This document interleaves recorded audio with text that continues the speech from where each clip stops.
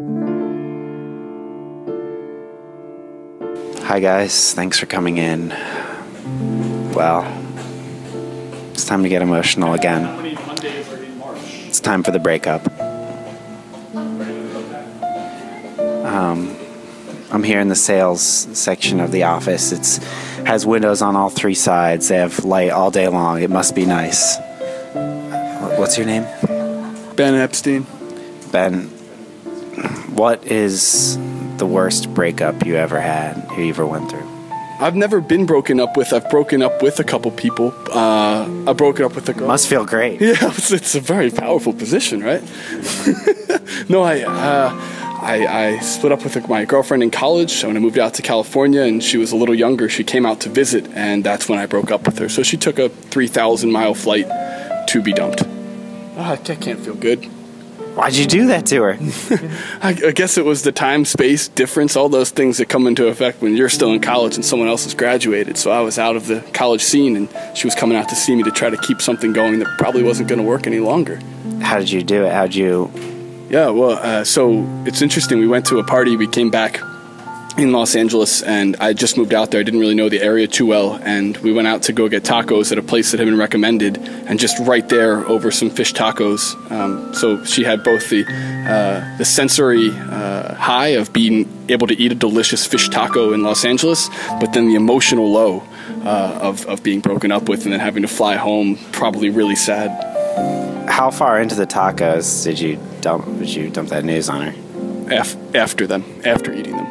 Completed the tacos. Of course. I wanted to finish the tacos myself.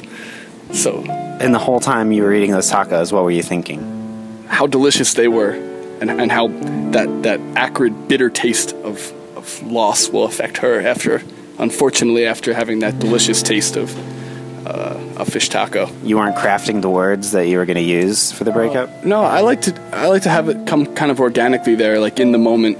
You know, you make that eye contact and you figure out exactly the right word to say.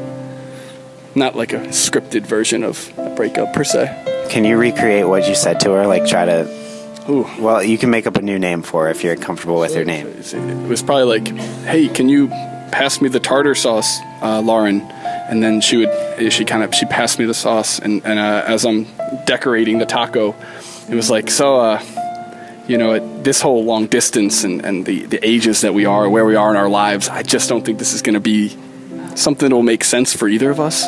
So this will just be it. And we'll go our separate ways. And if you need me, you know where to find me across the country.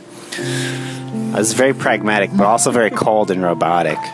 Well, cold and robotic is generally speaking, breakups have a cold measure to them, right? Like, would you be able to describe a warm breakup, how that scenario would go? I feel like when there's a lot of emotions involved in stuff, like just yelling and crying and snot, I feel like that's a human breakup. You were just like, you may as well have faxed her that information. Yeah. Faxing? Yeah. I could have sent her what do I call it? A telegram? A telegram? Yeah. They still have telegram. I bet there's more. I don't think we are right for each other. Stop. This long distancing isn't working out. Stop. Have a good life. Stop. Exactly. Yeah, that'd even be more like human than the way that I did it, actually, because it would have been like somebody else reading it. He would have been able to express the proper emotion. All right. Thanks for being on the show. You're a monster. Thanks, man. I'm glad to be here. All right. Now back to the music.